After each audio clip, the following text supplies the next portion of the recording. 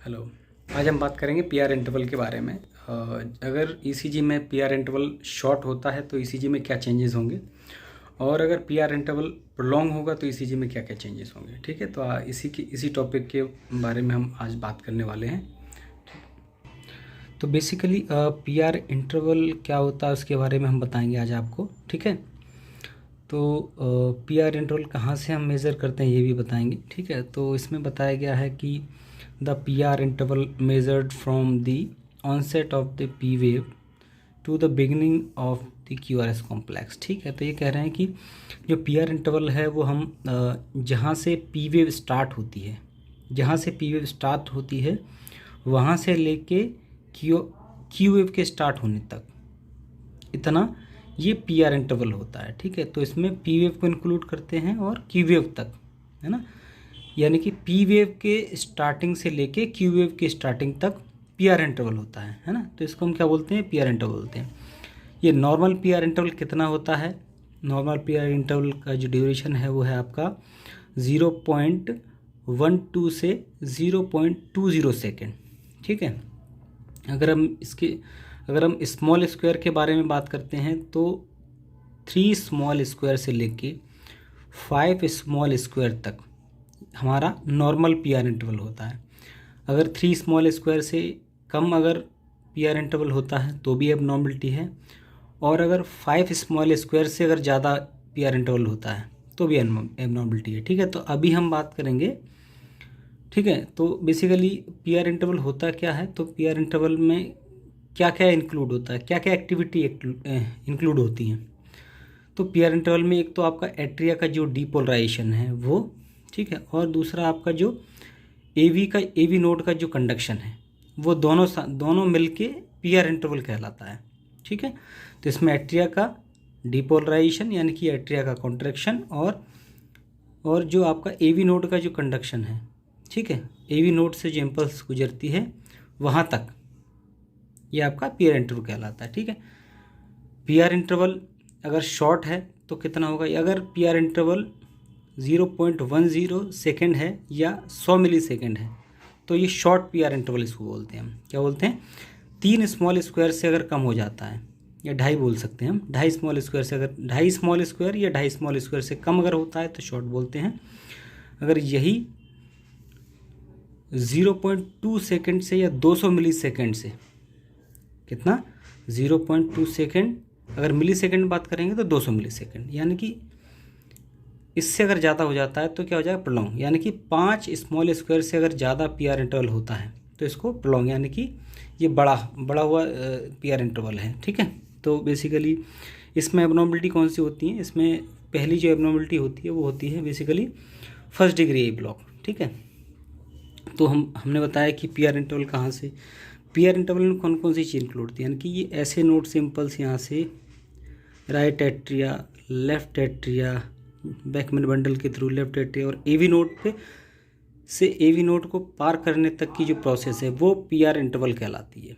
ठीक है, वो क्या कहलाती है, पीआर इंटरवल। यहाँ तक की प्रोसेस को पीआर इंटरवल बोलते हैं। ठीक है, आगे भी इम्पल्स वो करती है बट यहाँ तक की प्रोसेस को हम पीआर इंटरवल बोलते हैं। ठीक है, तो फर्स्ट डिग्री ब्लॉक में जो फर्स्ट डिग्री ए ब्लॉक है, फर्स्ट डिग्री ब्लॉक का मतलब होता है फर्स्ट डिग्री एट्रियोवेंट्रिकुलर ब्लॉक। इसमें क्या क्या होता है ये बताता हूँ मैं आपको। फर्स्ट डिग्री ब्लॉक में क्या होता है, the first degree a block is a disease of the electrical conduction system of the heart in which electrical impulse conduct from the cardiac atria to the ventricles through the AV node more slowly than normal. तो ये कह रहे हैं कि जो ऐसे node से जो इम्पल्स जाती है आपके एट्रिया के थ्रू होती हुई और एवी नोड को जो क्रॉस करती है, तो जो एवी नोड को जो जितनी स्पीड से क्रॉस करती है नॉर्मली उससे भी स्लो इसकी स्पीड हो जाती है, किसमें, एवी ब्लॉक में। फर्स्ट डिग्री ब्लॉक में क्या होता है कि जी जैसे मैं बता रहा हूँ, जैसे मान लो इस एवी नोड को मतलब यहाँ से और यहाँ तक जो जितने टाइम में ये ट्रेवल करती है इम्पल्स, इस फर्स्ट डिग्री ब्लॉक में क्या होता है कि ये उससे ज़्यादा टाइम लेती है। वैसे कितना टाइम लेना चाहिए, 0.12 सेकंड से 0.20 सेकंड टाइम होना चाहिए, मगर इसमें क्या होता है फर्स्ट डिग्री ब्लॉक में 0.20 से भी ज़्यादा टाइम लेती है, यानी कि यहाँ से और यहाँ तक इम्पल्स इसको पार करने में 0.20 से भी ज़्यादा सेकंड का जो टाइम लगता है ना, क्योंकि ये प्रोसेस जो AV नोड से जो इम्पल्स गुजरती है वो थोड़ी सी और ज़्यादा स्लो हो जाती है, तो इसका जो ड्यूरेशन है यानी कि टाइमिंग है वो ज़्यादा बढ़ जाता है, और उसके बढ़ने से जो इंटरवल है उसका वो भी ज़्यादा हो जाता है, यानी कि मैक्सिमम 5 स्मॉल स्क्वायर होने चाहिए, मगर इसमें 5 स्मॉल स्क्वायर से ज़्यादा होते हैं। जैसे ये एक ECG है फर्स्ट डिग्री ब्लॉक की, यानी कि यहाँ से P वेव स्टार्ट होती है और यहाँ तक, जो यहाँ से यहाँ तक का जो ड्यूरेशन है वो कितना है 0.28 सेकेंड, और जो नॉर्मल होता है वो कितना है 0.20 से कम होना चाहिए, मगर ये 0.28 है, यानी कि 0.20 से ज़्यादा है। तो जब ये 0.20 से ज़्यादा हो जाएगा PR इंटरवल, तो इसको हम क्या बोलेंगे फर्स्ट डिग्री ब्लॉक, मगर ये ऐसे ही लगातार रेगुलरली चलता रहना चाहिए, ठीक है। अगर रेगुलरली नहीं चलता है तो इसमें और है सेकेंड डिग्री है, थर्ड डिग्री है, वो आगे हम अलग बात करेंगे, ठीक है। बट तो ये क्या है 0.20 से अगर ज़्यादा हो गया है तो इसको प्रोलॉन्ग PR इंटरवल बोलेंगे, और इस डिजीज़ को बोलेंगे फर्स्ट डिग्री AV ब्लॉक, ठीक है। क्या बोलेंगे फर्स्ट डिग्री AV ब्लॉक। अब इसमें जो फर्स्ट डिग्री ब्लॉक है इसके कॉज क्या हैं, किस कारण से ये बेसिकली डिजीज़ होती है, या तो मायोकार्डियल इन्फेक्शन, ठीक है, यानी कि या तो किसी को हार्ट अटैक हो गया है उसकी वजह से जो AV नोड इफेक्ट होता है, तो उसकी वजह से आपका जो PR इंटरवल है वो बढ़ सकता है।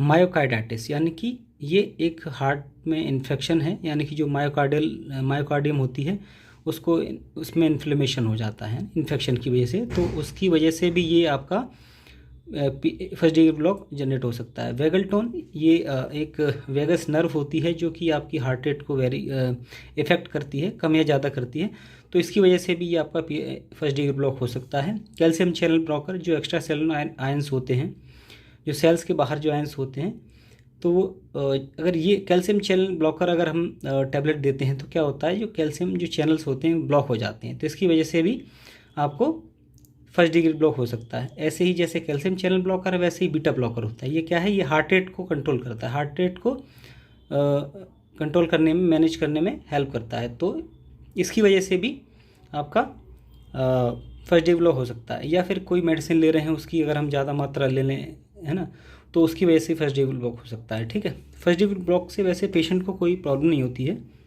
इसमें क्या है कि ये बस आगे अगर ये प्रोग्रेस करता है तो सेकंड डिग्री या थर्ड डिग्री में जाके कन्वर्ट हो सकता है, तो हमें आर्टिफिशियल पेसमेकर की ज़रूरत पड़ सकती है, ठीक है। तो अदरवाइज़ इससे फर्स्ट डिग्री ब्लॉक से पेशेंट को वैसे कोई नुकसान नहीं होता है, ठीक है। और यही था आज की इसके बारे में। वीडियो देखने के लिए थैंक यू। चैनल को सब्सक्राइब करें, लाइक करें, थैंक्स।